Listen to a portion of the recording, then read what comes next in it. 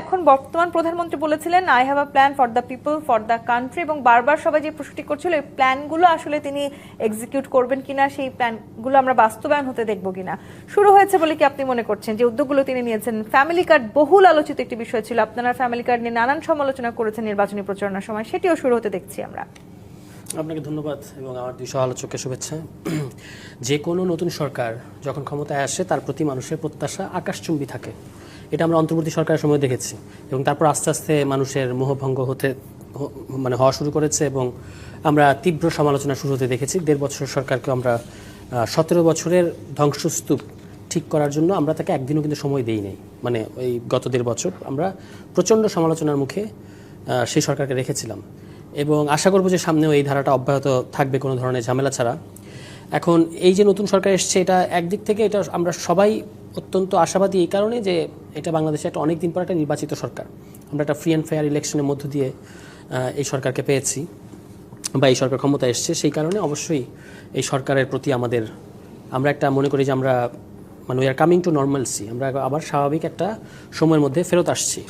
কিন্তু যেভাবেই সরকার শুরু হয়েছে, এই যে আমরা কিছু চটকদার কাজ করতে দেখছি, আপনার প্রোটোকল ছাড়া প্রধানমন্ত্রী চলাফেরা করছেন কিংবা তিনি অনেক বেশি বিনয়ী ইত্যাদি ইত্যাদি, এগুলো সব ঠিক আছে, এগুলো ভালো, মানে জেস্টার হিসেবে খুব ভালো।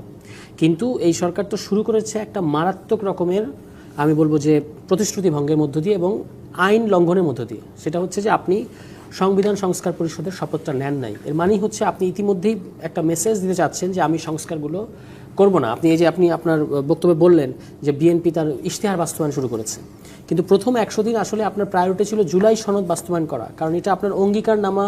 জুলাই সনদের অঙ্গীকারনামায় বিএনপির সিগনেচার আছে, ঘটা করে তারা সাইন করেছে, সব দল সাইন করেছে। জনাব তারেক রহমান তার নির্বাচনী প্রচারণায় হ্যাঁ ভোটের ক্যাম্পেইন করেছেন এবং হ্যাঁ ভোটের ক্যাম্পেইন করার মাধ্যমে বাংলাদেশের জনগণ যারা সংস্কারপন্থী, যারা সংস্কারের জন্য তীব্রভাবে প্রত্যাশা করে আছে, তাদের সমর্থন তিনি পেয়েছেন। এবং তারপরে এখন আবার প্রথম দিনই শপথ নেওয়ার আগেই তারা কিন্তু সংবিধান সংস্কার পরিষদের শপথটা নেন নাই, মানে অর্থাৎ তারা আইন লঙ্ঘন করেছে। কোন আইন? জুলাই সনদ বাস্তবায়ন আদেশ, যেটা সেখানে আবার তাদের যুক্তিতে তারা বলছেন একেবারেই অপযুক্তি এবং ইনকনসিস্টেন্ট যুক্তি। এমনকি যিনি কথা বলেছেন বর্তমান স্বরাষ্ট্রমন্ত্রী, তার যে জুলাই জাতীয় ঐক্যমত্য কমিশনের তার যে বক্তব্য, সেই বক্তব্যেরই তিনি মানে সাংঘর্ষিক বক্তব্য দিয়েছেন। তিনি এখন এটা পত্রপত্রিকা রেকর্ডেড আছে, আপনাদের মিডিয়া রিপোর্ট আছে, ওই পুরো আলোচনা তর্ক বিতর্ক সেলিম ভাই এখানে আছেন, সেটা টেলিভিশনের মাধ্যমে টেলিকাস্ট করা হয়েছে। সেখানে তিনি বলেছেন গণভোটের রায় চূড়ান্ত, গণভোটের রায়কে মানা ছাড়া সামনের পার্লামেন্টের অন্য কোনো উপায় নাই। এখন কিন্তু আমরা শুনতে পাচ্ছি তারা বলছেন যে আপনি কি করে পার্লামেন্টে হাত পা বেঁধে দিতে চাচ্ছেন, এটা তো করা যায় না, ইত্যাদি ইত্যাদি। এবং তারপরে তারা জুলাই